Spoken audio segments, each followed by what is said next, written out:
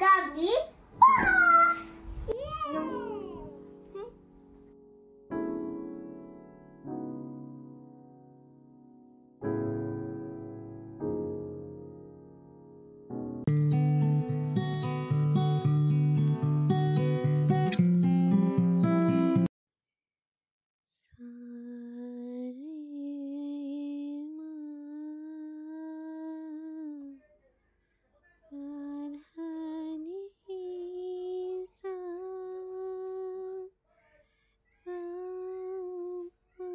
নমস্কার, আমি ঈশিতা চলে এসেছি আবারও আমার একটা রোজ নামছে নিয়ে তোমাদের কাছে। তোমরা সবাই ভালো আছো তো? আশা করি তোমরা সবাই ভালো আছো, আর আমিও ভালোই আছি। তো সকালবেলা থেকে কি সুন্দর ফুরফুরে হাওয়া ভরা একটা দিন। তোমরা পুরো ব্লগটা দেখতে থাকো, আশা করি তোমাদের সবার ভালো লাগবে। আমি ইউটিউবে নতুন, এই চ্যানেলে আমার ব্লগ আপলোড করছি। তো এখন বিশেষ কেউ আমার এই চ্যানেলটাতে নেই, মানে বন্ধু তেমন বিশেষ কেউ হয়নি বললেই চলে। 2-3 জন সাবস্ক্রাইবার ছাড়া আমার এখনও কোনো সাবস্ক্রাইব হয়নি। আশা করি আস্তে আস্তে তোমরা সবাই আমার পাশে থাকবে। তো যাই হোক, আমার ব্লগ যদি যেমনই লেগে থাকে, ভালো খারাপ বা অন্যরকম কিছু, একটুখানি তোমাদের কাছ থেকে কমপ্লিমেন্ট পেলে আমার ভালো লাগবে। কোনো রকম মন্তব্য ছাড়া আসলে বুঝতে পারে না মানুষের কার্যক্রমটা কেমন হচ্ছে, মানে সেই কি ঠিক পথে এগোচ্ছে, বা সেই যে এত কষ্ট করে বানাচ্ছে। কষ্ট করেই বলবো, কেননা সংসার সামলে সংসারের এই চারপাশেকার ছবি, আমি কি করছি সারাদিন, এই সব ভিডিও করাও কিন্তু একটা আলাদা বাড়তি পরিশ্রমই বটে। তো আমার কি সেই পরিশ্রমটার কোনো মূল্য কি আদৌ, আমি কি তার মূল্য পাওয়ার যোগ্য, সেটা বা একটু সেইটা তো তোমাদের কাছ থেকেই আমি জানবো বলো। সেটা তো আমি নিজে নিজে জানতে পারবো না। তো তোমরা যারাই আমার এই ব্লগটি দেখছো বা এখনও পর্যন্ত দেখছো, একটা কোনো মন্তব্য পেলে, কিছু কমেন্টস পেলে তো আমার ভালো লাগবে। তো সকালবেলা চান টান করে চলে এসেছি আমার ছোট্ট ঠাকুর ঘরে, বা মানে ঠাকুরের জায়গায় আর কি। আমার দুটো রুমের মধ্যে একটা রুমে আমি ঠাকুরের এই জায়গাটা, ছোট্ট একটু জায়গা আমি ঠাকুরের জন্য পেতেছি। তো আমার মতো করে আমি সাজিয়েছি জায়গাটা।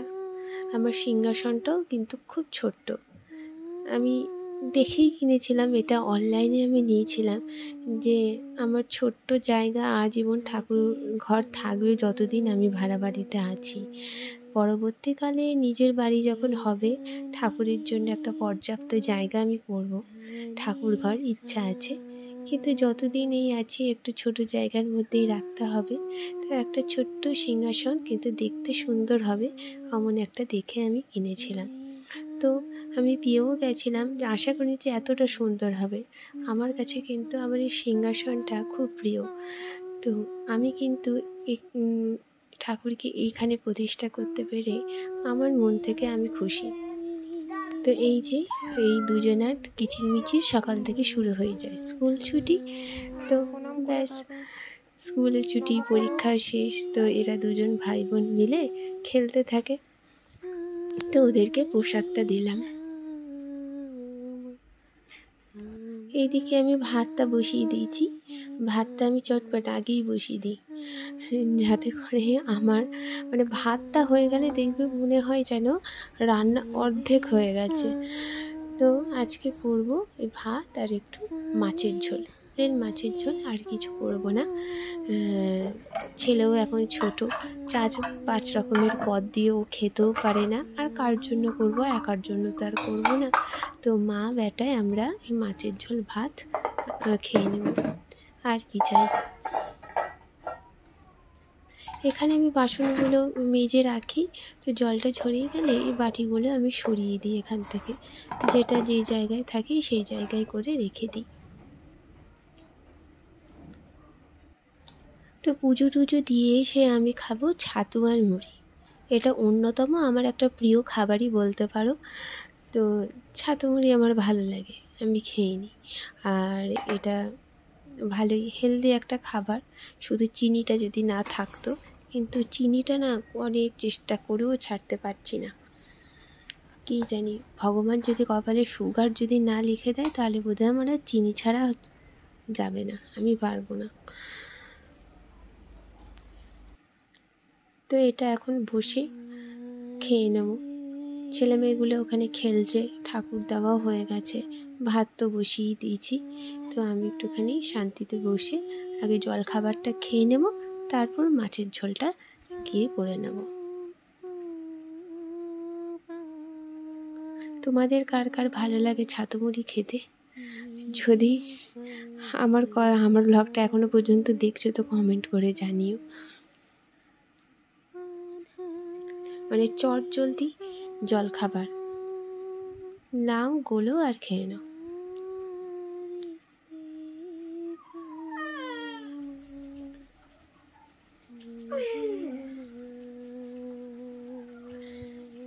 এখন আমি মাছের ঝোল বানিয়ে নেব। মাছের ঝোলটা করব আলু, টমেটো আর পেঁয়াজ দিয়েই ভাবছি করব।